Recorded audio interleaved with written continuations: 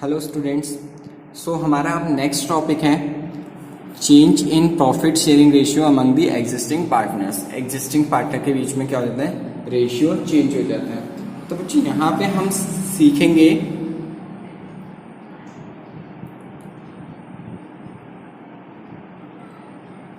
Calculation of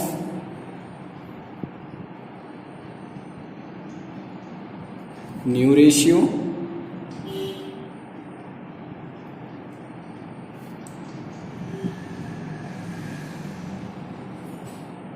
and sacrificing ratio. तो हमने क्या सीखना है, न्यू रेशियो कैसे कैलकुलेट होगा और सेक्रीफाइसिंग रेशियो कैसे कैलकुलेट होगा। तो बच्चों इसको समझने के लिए थोड़ा सा ध्यान दीजिएगा। मान लिए एक बिजनेस पार्टनरशिप बिजनेस था जिसमें दो पार्टनर हैं, ए एंड बी। और ए और बी कैसे पार्टनर हैं, इक्वल पार्टनर हैं।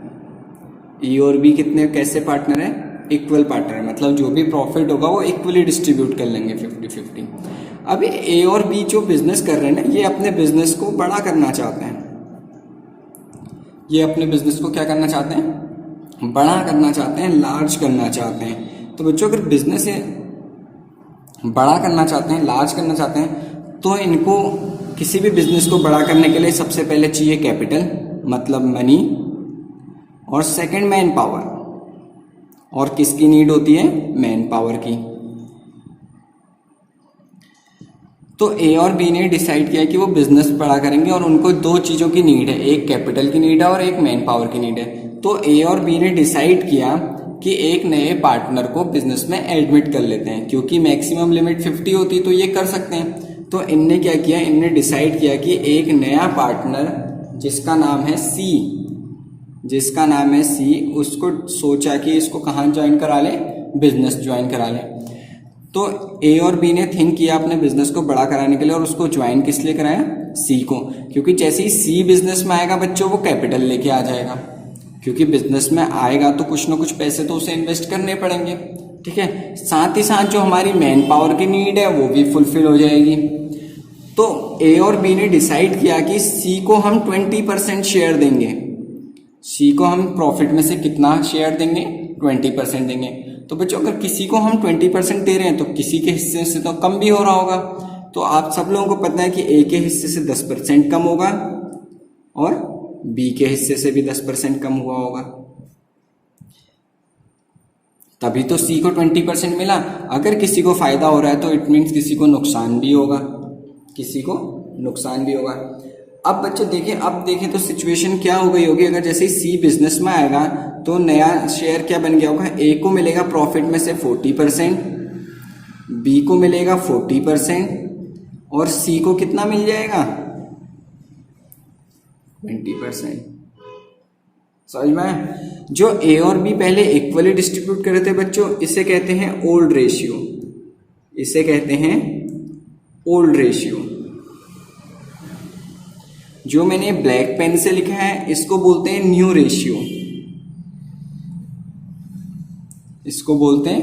रेशियो। तो सर ये 10-10 और जो 20 उसको क्या बोलते हैं? अगर बच्चों माइनस का है तो बोला जाता है सैक्रिफाइसिंग रेशियो।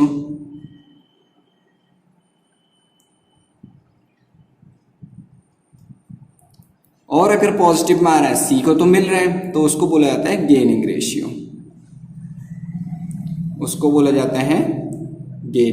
रेशियो। यहां से हमने 3 कॉन्सेप्ट समझे। ओल्ड रेशियो जो पहले के 2 पार्टनर थे, ओल्ड पार्टनर्स, सैक्रिफाइसिंग रेशियो जिनका सब्ट्रैक्ट हो रहा है, गेनिंग रेशियो जिसका पॉजिटिव है, न्यू रेशियो जो सब कैलकुलेट करके आया। अब बच्चों आप लोगों के माइंड में एक क्वेश्चन आ रहा होगा, सर सी को ज्वाइन करने से ए और बी का शेयर कम हो गया तो इसको ज्वाइन क्यों कराया? कैपिटल अगर मनी चाहिए था तो हम बैंक से लोन भी तो ले सकते थे, हमारी कैपिटल वाली नीड फुलफिल हो जाती। बच्चों आप ठीक सोच रहे हैं, लेकिन अगर बिजनेस है बच्चों, बिजनेस में जरूरी तो नहीं कि आपको हर साल प्रॉफिट ही होगा। अगर हम बैंक से लोन लेते तो उसमें इंटरेस्ट तो हमने पे करना पड़ता, चाहे हमें प्रॉफिट होता चाहे नहीं होता। लेकिन जब न्यू पार्टनर को बिजनेस में एडमिट करेंगे तो वो एक तरीके से ओनर बन जाता है, और अगर कोई ओनर है तो प्रॉफिट हो रहा है तो उसको मिलेगा, लॉस हो रहा है तो उसको नहीं मिलेगा। तो बैंक से लोन लेने से एक इनसिक्योरिटी होती है, इसीलिए हम नए पार्टनर को एडमिट करते हैं। चलो ठीक है सर, लेकिन मैन पावर आप एम्प्लॉयज रख सकते थे। बच्चों अगर मैं किसी एम्प्लॉय को जॉब में रखूंगा तो वो उतना ही हार्ड वर्क करेगा जितनी उसे मैं सैलरी दूंगा, लेकिन सी तो यहाँ ओनर बन जाएगा बिजनेस का, वो तो एक्स्ट्रा एफर्ट देगा अपने बिजनेस में। तो इसीलिए एबीसी हैं तो नए पार्टनर को ज्वाइन करने की जरूरत पड़ती है। आपको मैं एग्जांपल से समझाता हूं कि शेयर तो कम हो रहा है, देखिए शेयर तो कम होते हुए दिख रहा है, 50 था अब 40 हो गया है। फायदा क्या है, अब देखना, अगर देखिए पहले मान लिया 5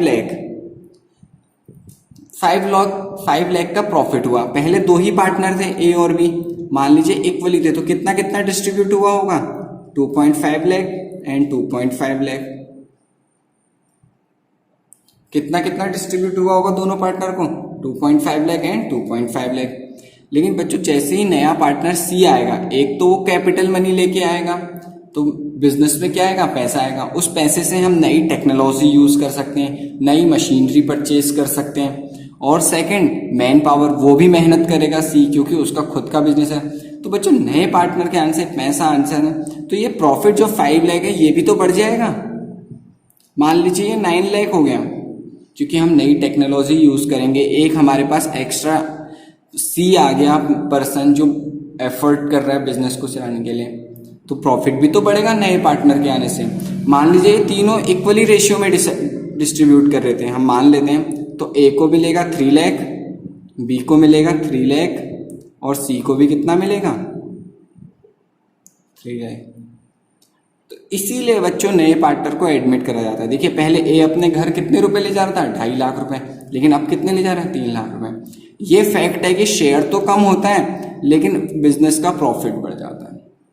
बिजनेस का क्या बढ़ जाता है, प्रॉफिट बढ़ जाता है, और मेन चीज होता है बिजनेस का प्रॉफिट। ठीक है, समझ में आ गया बच्चों क्यों नए पार्टनर को बिजनेस में ऐड किया जाता है। ठीक है, अब सबसे पहले समझते हैं calculation of new ratio. New ratio calculate कैसे होता है बच्चों, as per the language, as per the language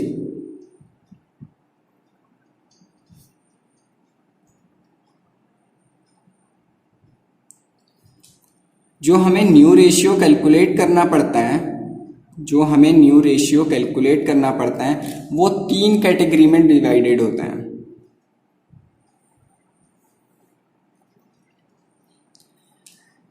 language के अकॉर्डिंग जो हमें न्यू रेशियो कैलकुलेट करना पड़ता है वो कितने पार्ट में डिस्ट्रीब्यूट होता है, कितनी कैटेगरी में डिस्ट्रीब्यूट होता है, 3 कैटेगरी में डिस्ट्रीब्यूट होता है। ठीक है, तो कभी भी न्यू रेशियो निकालेंगे तो हमें एज पर द लैंग्वेज क्या ध्यान रखना है, लैंग्वेज 3 टाइप से हमारे सामने आ सकती है। पहला टाइप होता है बच्चों फ्रॉम केस, कि हमें फ्रॉम मिलेगा लिखा हुआ। दूसरी सिचुएशन हो सकती है as per the language of case. Third situation हो सकती है बच्चों सर्टेन और फिक्स्ड केस, सर्टेन और फिक्स्ड केस।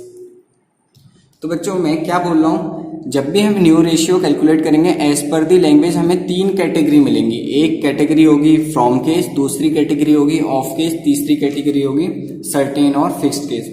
मतलब जब भी आप क्वेश्चन रीड करेंगे अगर आपको फ्रॉम मिला तो इट मीन्स हमने माइनस करना है, इट मीन्स हम क्या करेंगे, माइनस करेंगे।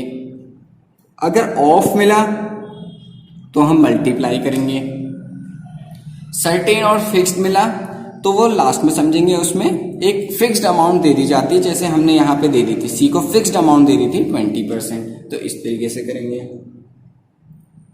अगर हिंदी में समझे, फ्रॉम मतलब होता है बच्चों किसी से ले लेना, किसी से लेना।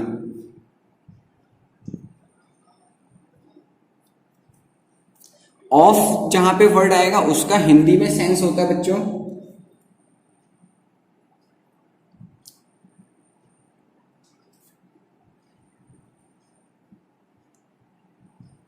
किसी के हिस्से का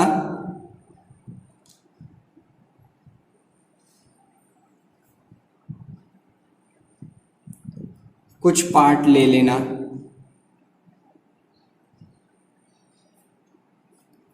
किसी के हिस्से का कुछ पार्ट ले लेना। सर्टेन और फिक्स्ड मतलब होता है बच्चों निश्चित, एक पर्टिकुलर फिक्स्ड अमाउंट हमने ले ली।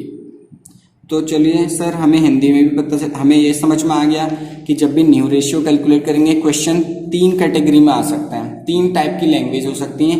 एक फ्रॉम आपने बता दिया माइनस करना है, दूसरा ऑफ सर हमें मल्टीप्लाई, सर्टेन फिक्स्ड निश्चित केस होगा जिसमें एक पर्टिकुलर अमाउंट वो ले लेगा। तो समझते हैं बच्चों, सबसे पहले कैटेगरी 1। सबसे पहले कैटेगरी 1 क्या है? Category 1 from case.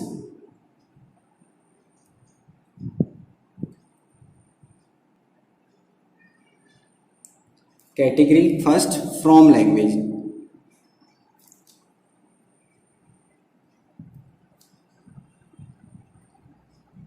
Category first क्या है? From language. फ्रॉम लैंग्वेज समझते हैं बच्चों क्या होती है, ठीक है। पहले समझना, पहले मैं परसेंटेज में दिखा रहा हूं। सेम रोल वही है, ए और बी 2 पार्टनर हैं जो 60:40 में प्रॉफिट को डिस्ट्रीब्यूट करते हैं। किस रेशियो में डिस्ट्रीब्यूट करते हैं? 60:40 में। वो चाहते हैं सी को बिजनेस में ज्वाइन कराना। किसको बिजनेस में ज्वाइन कराना? सी को बिजनेस में ज्वाइन कराना। अभी तो बच्चों सी को कोई शेयर नहीं मिल रहा होगा, इसलिए क्वेश्चन मार्क लगा रखा है। अब क्वेश्चन कह रहा है सी को 10% फ्रॉम ए। सी को 10% कौन देगा? ए देगा, ठीक है। और कह रहा है 5% फ्रॉम बी, और बी से कितना लेगा सी? 5%। तो फ्रॉम मतलब बच्चों मैंने अभी अभी आपको बताया माइनस, तो ए कितना दे रहा है सी को? 10%। तो ए के हिस्से से कितना माइनस कर देंगे?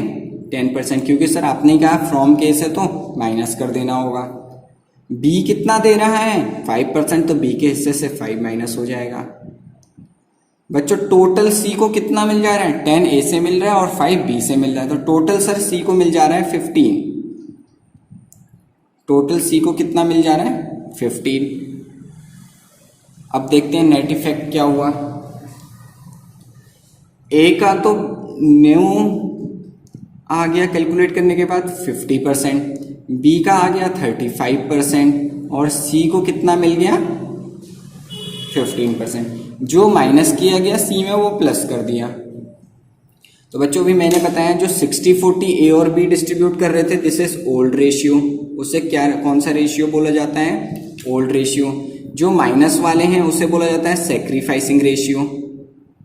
उसे बोला जाता है सैक्रिफाइसिंग रेशियो।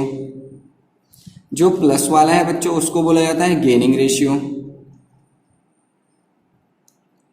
उसको बोला जाता है गेनिंग रेशियो। और जो नीचे हमारा फाइनल कैलकुलेट करके आया है तीनों पार्टनर का 50, 35, 15, दिस इज न्यू रेशियो। इसे क्या बोला जाता है? न्यू रेशियो, ठीक है बच्चों। ये तो सिर्फ आपको समझाने के लिए था परसेंटेज में कि आपको वैल्यू चेंज होती हुई दिख रही है। अब क्वेश्चन तो रेशियो में आता है एग्जाम में, तो हम समझते हैं रेशियो में कैसे क्वेश्चन आता है? फ्रॉम लैंग्वेज से। फ्रॉम लैंग्वेज से तो ध्यान दीजिएगा, एक क्वेश्चन करते हैं हम। क्वेश्चन है A and B shares profit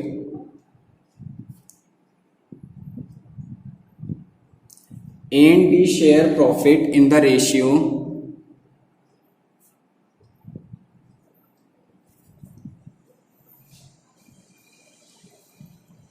of 7:3. In the ratio of 7:3, they admit C.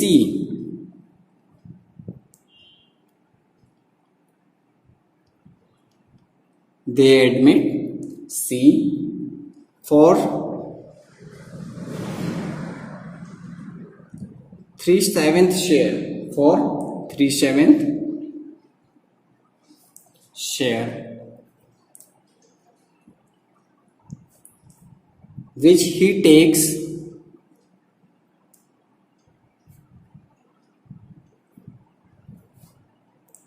which he takes 2/7 from A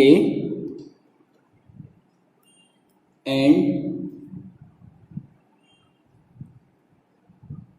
1/7 from B. देखो बच्चों, जो वर्ड हमें ढूंढना था वो मिल गया, मैं अंडरलाइन कर रहा हूं, 2/7 from A and 1/7 from B. तो फ्रॉम केस आ गया। Calculate new ratio and sacrificing ratio. Calculate new ratio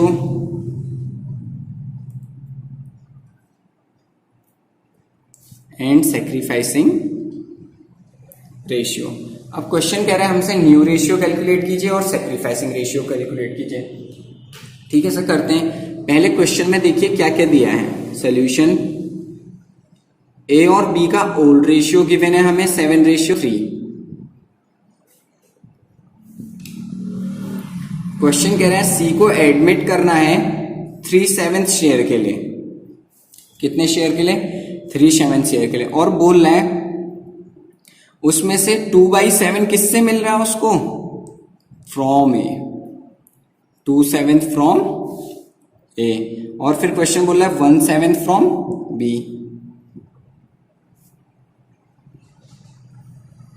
1/7 from B. A और बी दो पार्टनर हैं, बोला था उनका रेशियो है 7:3। सी को एडमिट करना चाहते हैं और उसे बोल रहे हैं 3/7 शेयर देंगे, लेकिन कैसे देंगे? 2/7 देंगे ए से और 1/7 देंगे बी से। तो ठीक है बच्चों, न्यू रेशियो निकालते हैं। अब कितने पार्टनर हो जाएंगे न्यू रेशियो में? 3, ए बी और सी। ए का ओल्ड देखिए, ए का ओल्ड कितना है? 7/10। ए का ओल्ड रेशियो है 7/10। बच्चों न्यूमरेटर में आता है उसकी वैल्यू 7, डिनोमिनेटर में आता है टोटल। ठीक है, माइनस करना है। फ्रॉम में क्या करते हैं? माइनस। ए कितना दे रहे हैं? 2/7। ठीक, समझ में आया बच्चों? 2/7। इसको अभी सॉल्व करेंगे। बी का ओल्ड रेशियो कितना है? 3/10। न्यूमरेटर में बी का स्पेसिफिक शेयर 3, डिनोमिनेटर में टोटल, माइनस बी कितना दे रहे हैं? 1/7। सी बच्चों जो माइनस करते हैं, हमने लास्ट क्वेश्चन में भी समझा, जो माइनस हो रहा था 10 और माइनस, वो से सी को मिल जाता है प्लस करके 15। तो यहां पे भी वही है, जो चीज माइनस हो रही है ए और बी में वो यहां प्लस हो जाएगी। ए में एक 2/7 माइनस हो रहा है और बी में 1/7 माइनस हो रहा है, तो यहां क्या हो जाएगा? सी में वो प्लस हो जाएगा। अब कैलकुलेट करते हैं बच्चों, रेशियो निकालते हैं। एलसीएम लेना पड़ेगा 70,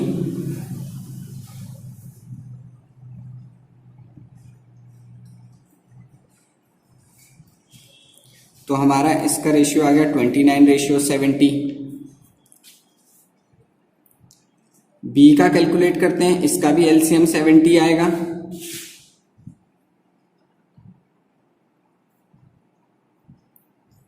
तो यहां गया 11/70।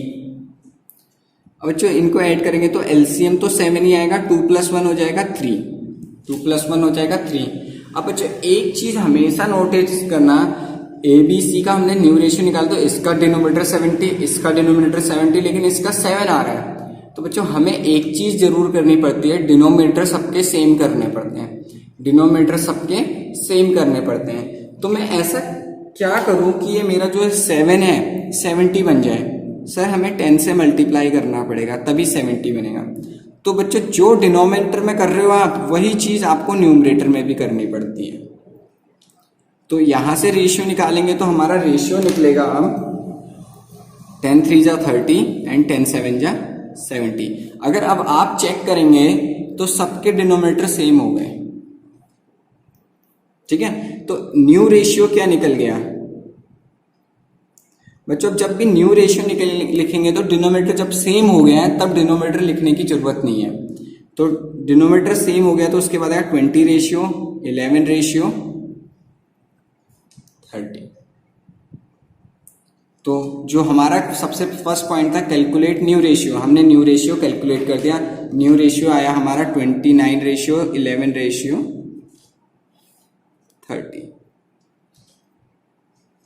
ठीक है, अब सर क्वेश्चन ने तो सैक्रिफाइसिंग रेशियो कैलकुलेट करने को भी कहा है। बच्चों सैक्रिफाइसिंग रेशियो का फॉर्मूला होता है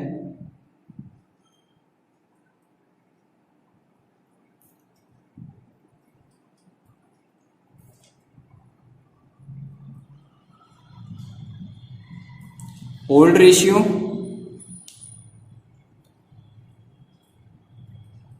minus new ratio. Sacrificing ratio का फॉर्मूला क्या होता है? Old ratio minus new ratio. और बच्चों सैक्रिफाइसिंग सिर्फ ओल्ड पार्टनर का निकलता है। सैक्रिफाइसिंग रेशियो सिर्फ किसका निकलता है कह रहा हूं? ओल्ड पार्टनर का निकलता है। तो ओल्ड पार्टनर कौन कौन है सर? एक तो ए है और दूसरा बी है। तो बच्चों हो गया काम। ओल्ड रेशियो क्या है ए का? सर ओल्ड रेशियो है ए का 7/10। ए का ओल्ड रेशियो कितना है? 7/10 माइनस ए का न्यू रेशियो कितना है? सर ए का न्यू रेशियो है 29 डिवाइडेड बाय, सर इन सबका टोटल करेंगे तो 70 आएगा। ठीक है। बी का ओल्ड रेशियो कितना है? सर बी का ओल्ड रेशियो है 3/10 माइनस न्यू रेशियो कितना है बी का? सर 11/70। अब इसको सॉल्व कर देंगे। एलसीएम फिर से 70 आएगा।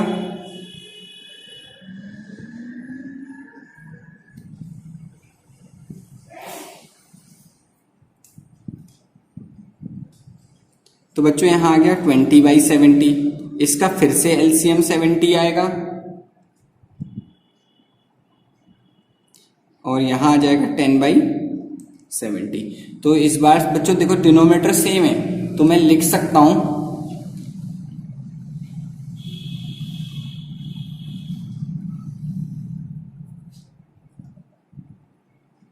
Sacrificing ratio equals to 20/10।